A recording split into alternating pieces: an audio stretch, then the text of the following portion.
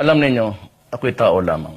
Kaya binabati ko pa rin, Merry Christmas. Kayong mga durugista, magdanakaw, mga korap, mga kriminal, at yung nagpapahirap sa Pilipino. Kaya kung ayaw ninyong minto at patuloy pa rin ang karahasan, ito na ang huli ninyong Merry Christmas. Look at it. General Law, Statement of Assets and Liability, 100 million. Kasi matyaga daw sa negosyante. Ang ulot pakapon pa, nilupang. You know, ladies and gentlemen, this is the drug industry of the Philippines.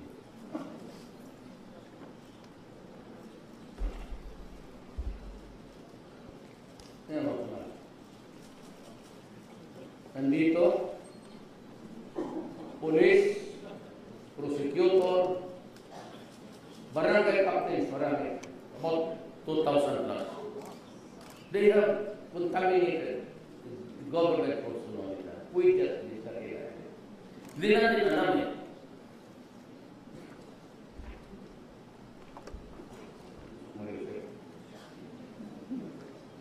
Elected public official.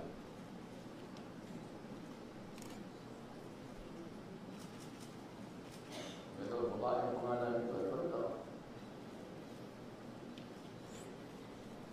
Barangay captain, barangay captain, barangay captain, barangay captain, barangay. Sorry mo na ito. So, yung kilit ng ulo ko.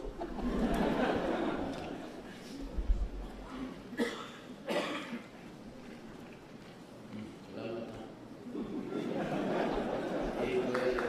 Ibagyo yan.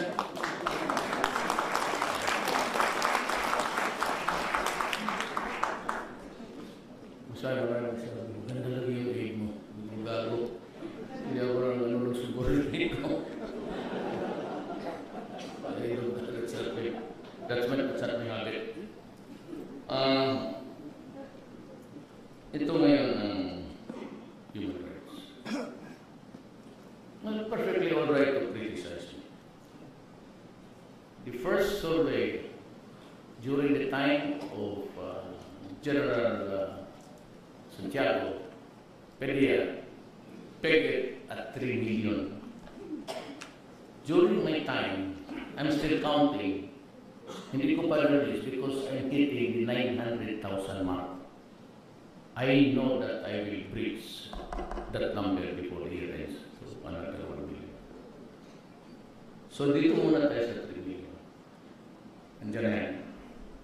Itong 100, itong 1,000. Sabi ko, when I became president,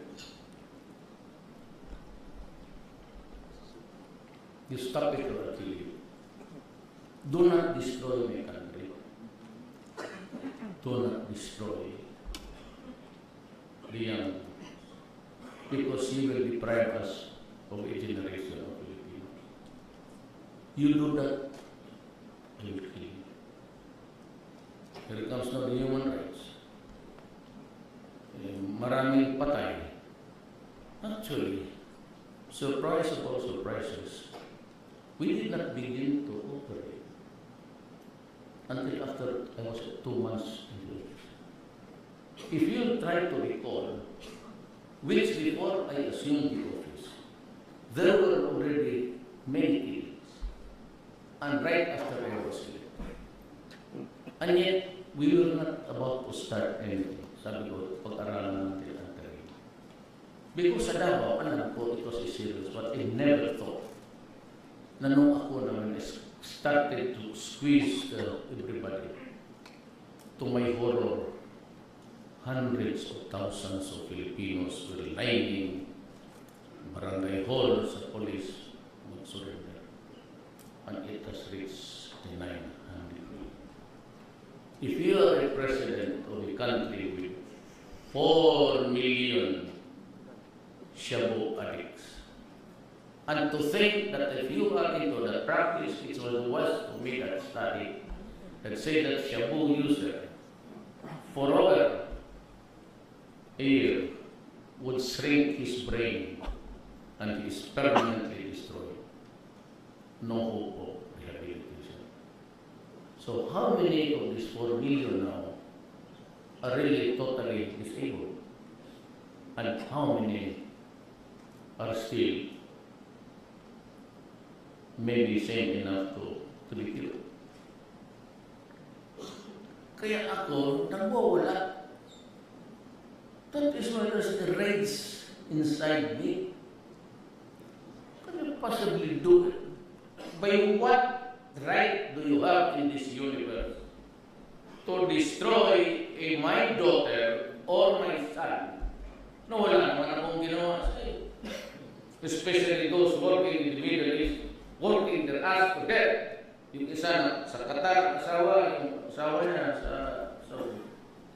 They keep on sending money, working to no end, only to find out that the son has been contaminated with Shabu and the daughter is also an addict. So, paano yan? What is it? Forget about the laws. But what right do you have to do that?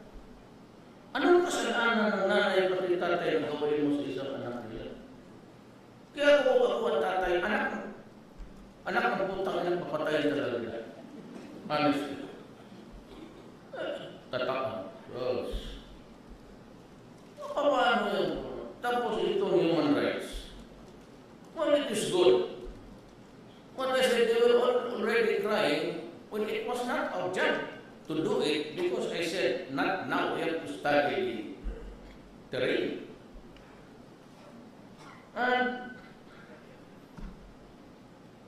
we have this dicta, where holding the sway, Western Visayas, the mag-asawa, both husband and wife were shut down in the pier. And then we keep on coming about human rights.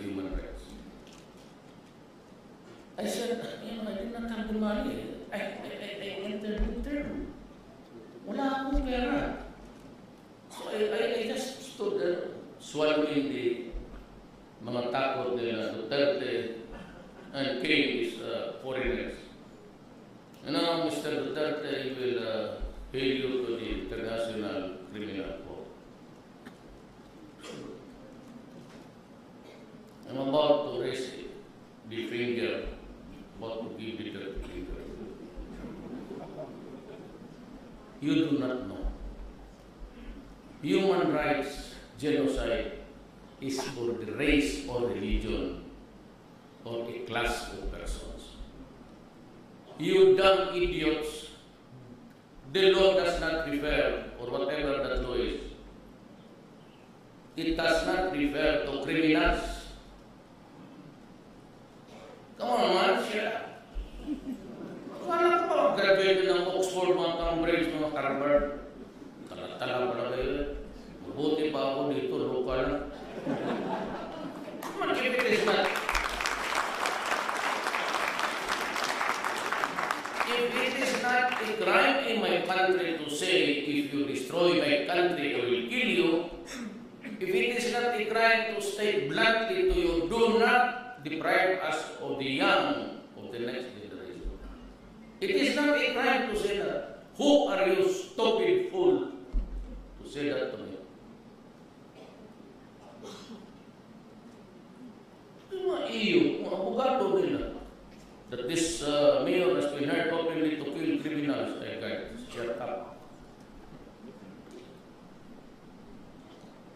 Yeah, do your work. Walang pakialam sa iyo. And this rapporteur, we threatening to come and come. And said, she wants a one-on-one meeting. No. You do it in public, I will do it, but I'll tell you where your garbage comes from. Well, come. Then I'll place a table, there's one table and face to face. Let the Filipino hear it. If it is a crime, please hear it. Tanong ko lang naman sa kanya, okay, may facts, factual, or a year to confront me with the garbage. I will just simply say, who was my 50th victim? What is or her name? And how old was she? And when did this happen?